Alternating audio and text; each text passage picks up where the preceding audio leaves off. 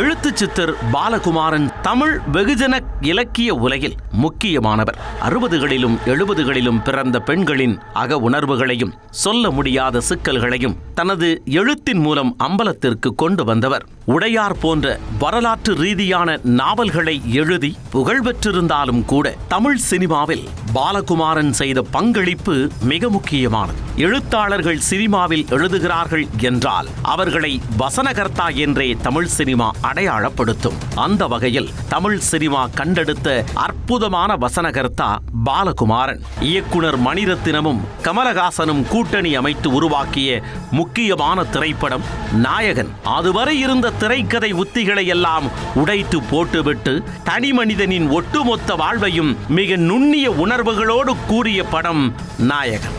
உணர்வுகளோடு உரையாடக்கூடிய கதைக்களம் என்பதால் நாயகன் படத்திற்கு வசனம் எழுத மணிரத்தினமும் கமலஹாசனும் பாலகுமாரனை அழைத்து வந்தார்கள். இலக்கியவாதியான பாலகுமாரனின் முதல் திரை பிரவேசமும் நாயகனில்தான் நிகழ்ந்தது. கத்தி எடுப்பவனுக்கு கத்தியால் தான் சாவு என்பதுதான் படத்தின் அடிநாதம் என்றாலும் கூட 4 பேருக்கு நல்லதுனா எதுவுமே தப்பில்லை என்கின்ற பாலகுமாரனின் பழுத்த அனுபவத்தில் இருந்து வெளிப்பட்ட வசனத்தோடுதான் ஒட்டுமொத்த படமும் பயணிக்கும். பகல் முழுவதும் மற்ற வேலைகளை செய்யும் வாப்பா அர்த்தராத்திரியில் மட்டும் கள்ளத்தோணியில் சரக்கு கடத்துவார். குழம்பி போன சிறுவன் சக்திவேல் அவரிடம் ஆர்வமாக விசாரிக்கும் போது வாப்பா கூறுகின்ற வசனம், இங்கு நியாயம் தர்மம் என எதுவும் இல்லை, சக உயிருக்கு பயன்படுகின்ற எதுவுமே இங்கு தவறில்லை என்பதை உணர்த்துகிற மிக உன்னதமான வசனத்தை தமிழ் ரசிகர்களுக்கு தாரை வார்த்து கொடுத்தார் பாலகுமாரன்.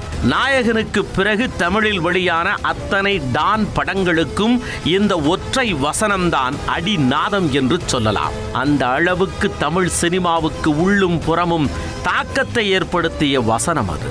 காவல்துறை அதிகாரி ஒருவர் சக்திவேலை அடித்து துவைத்து திரும்ப தாராவியில் கொண்டு வந்து இறக்கிவிடும் தருணத்தில் நக்கலாக என்ன திரும்ப அடிக்கிறியா என கேட்பார். அப்போது பெரிதும் அலட்டிக்கொள்ளாத சக்திவேல் ஒரு வார்த்தையில் பதில் சொல்லுவார்.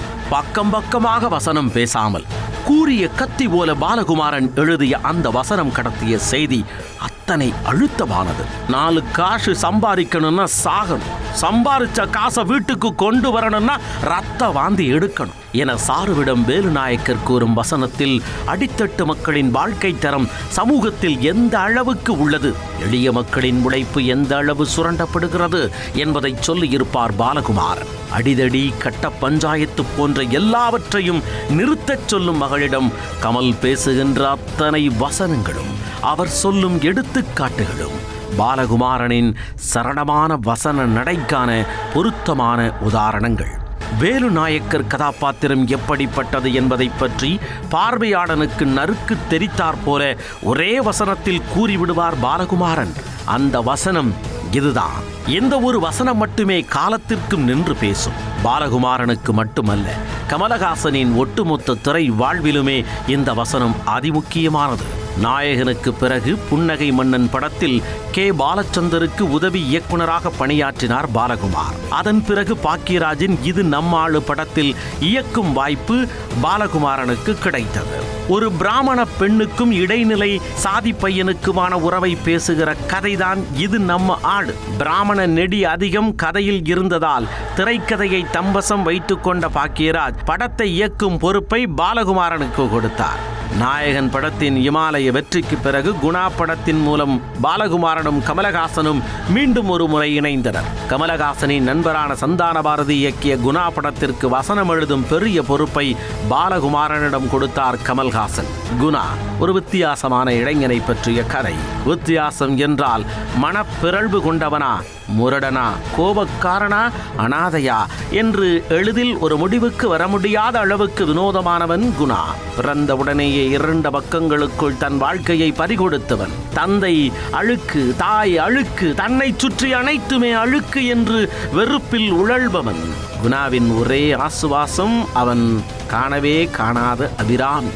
குணாவை பொறுத்தவரை அபிராமி என்பவள் அவனது வாழ்வில் இருக்கும் அழுக்கை கழுவி அவனை வசந்தமாக்கும் தேவதை. இப்படியானதொரு திரைக்கதைக்கு கதாபாத்திரங்களுக்கு பாலகுமாரன் எவ்வாறு வார்த்தைகளை கோர்த்தார் தெரியுமா? மருத்துவமனை காட்சிகளில் மேல மேல கைய காட்டாத, கீழே வாரு, அதான் நிஜம் என்பார் கிருஷ் கர்னார். அதற்கு தீப்பெட்டியை மேலே போட்டு அது கீழே விழுவதை உதாரணமாக சொல்லுவார். அதற்கு பதில் சொல்லும் வகையில் பஞ்சை எடுத்து மேலே ஊதுவார் குணா. அது ஆகாயத்தில் பறக்கும். அபிராமியை தேடி பஞ்சு போல குணா பறப்பதை அந்த காட்சி உணர்த்தும். இப்படி காட்சியும் வசனமும் ஓட்டி ஓடும் இடம் அது. அதுபோல குணா தன் மனப்பிறழ்வு நிலையை டாக்டருக்கு விளக்கும் காட்சி. கமலஹாசனின் மிரள வைக்கும் நடிப்பிற்கும் பாலகுமாரனின் வாழ்வீச்சு வசனத்திற்கும் பொருத்தமான உதாரணம். தன் வாழ்வு குறித்த வலிகளையும் மனச்சோம்பலையும் குணா பேசுவதாக பாலகுமாரன் எழுதியிருந்த அத்தனை வசனங்களுமே அவரது கூர்மையான வசன ஆற்றலுக்கு மிகச்சிறந்த சான்றுகள். அபிராமி வந்தவுடன் உன்னை விட்டு போய்விடுவேன் என அம்மாவிடம் மூர்க்கமாக முறைக்கும் குணாவை சற்று ஆசுவாசப்படுத்தி படுக்க வைக்கும் ரோசி பேசும் வசனங்கள். நான் வேணா, ரோசி வேணா, இந்த இரு வார்த்தைகளின் மூலமே ரோசிக்கு குணாவின் மேல் இருக்கும் ஆத்மார்த்தமான வாஞ்சையை வசனங்கள் மூலம் வெளிப்படுத்தி இருந்தார் பாலகுமாரன். ஒரு கட்டத்திற்கு மேல் குணாவின் பேரன்பில் கரைந்து போன அபிராமி குணாவின் அப்பழுக்கற்ற காதலை உணர்ந்து சில வசனங்கள் பேசுவாள். இந்த வசனங்கள் அனைத்துமே அன்புக்கே வழியில்லாத வாழ்க்கையை வாழும் குணாவின் தூய அன்பை, காதலை, அக்கறையை உணர்ந்து கொண்டாள் என்பதற்கான சாட்சிகளே. கமல்ஹாசனுக்கு நாயகனை போல ரஜினிகாந்திற்கு பாட்ஷா படம் மிக முக்கியமானது. நிழல் உலக தாதா ஒருவனின் வாழ்வை பற்றி பேசுகிற படம் என்பதால் பாட்ஷா படத்திற்கு பாலகுமாரன் எழுதிய வசனங்கள் ஒவ்வொன்றும் நறுக்கு திரித்தாற்போல் அமைந்தன.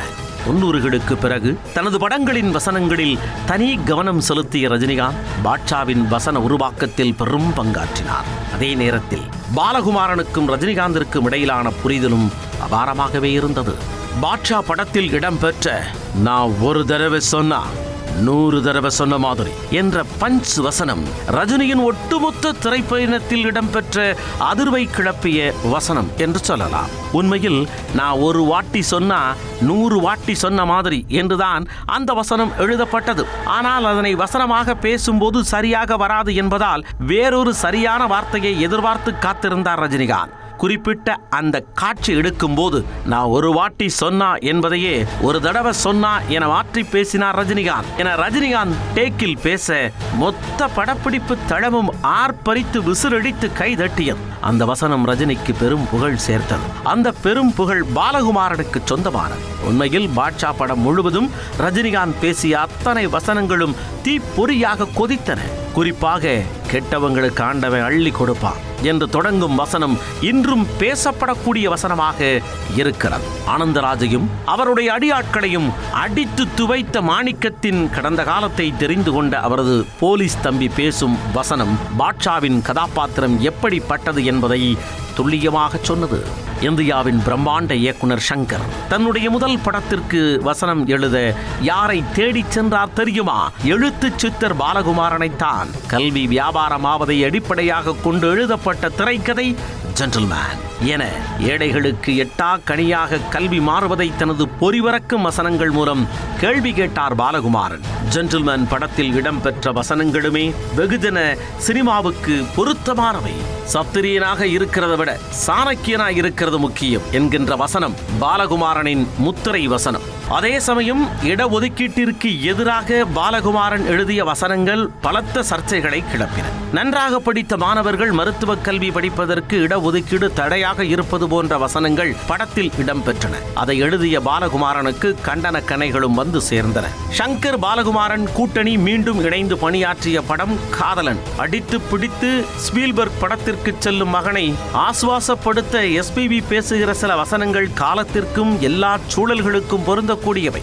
வசனம் மட்டுமல்லாமல் காதலன் படத்தில் ஒரு காட்சியிலும் நடித்திருந்தார் பாலகுமாரன். பிரபுதேவா படிக்கும் கல்லூரியின் முதல்வராக ஒரே ஒரு காட்சியில் அவர் எழுதிய வசனத்தை அவரே பேசியிருந்தார். சங்கர் பாலகுமாரன் கூட்டணி ஹாட்ரிக் அடித்த திரைப்படம் பிரசாந்த் இரட்டை வேடங்களில் நடித்த ஜீன்ஸ். குறிப்பாக படத்தின் பிளாஷ்பேக் பகுதியில் ராதிகா பேசும் வசனங்கள் ஒவ்வொன்றும் தீப்பொறி ரகம்.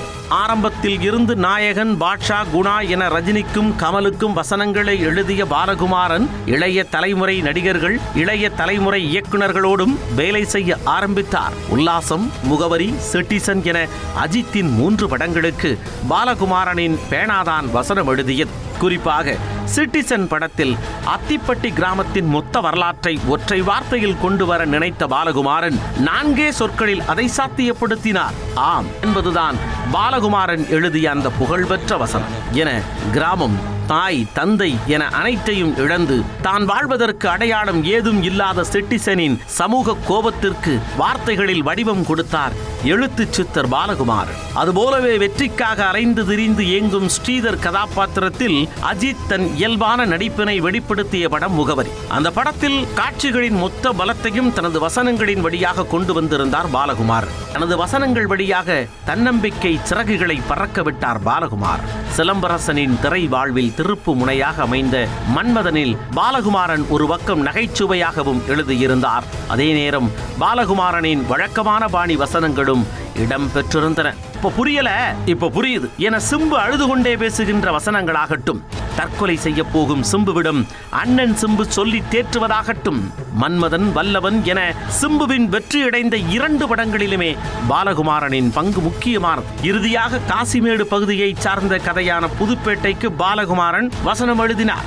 குறிப்பாக புதுப்பேட்டையில் இடம்பெற்ற என்ற வசனம் மிக அழுத்தமான பாலகுமாரன் முத்திரை. ஒரு படத்தின் கதையை விட அதன் திரைக்கதையே படத்திற்கு பெரிய பலம். அதுபோல என்ன எழுதுகிறோம் என்பதை தாண்டி அதனை எந்த நடையில் எழுதுகிறோம் என்பது மிக முக்கியம். அந்த வகையில் இலக்கியம், சினிமா என்ற இரண்டிலும் எந்த விஷயத்தை எந்த அளவுக்கு சுவாரஸ்யமாகவும் வீரியமாகவும் சொல்ல வேண்டும் என்பதில் எழுத்துச் சித்தர் பாலகுமாரன் கைதேர்ந்த வித்தகர்.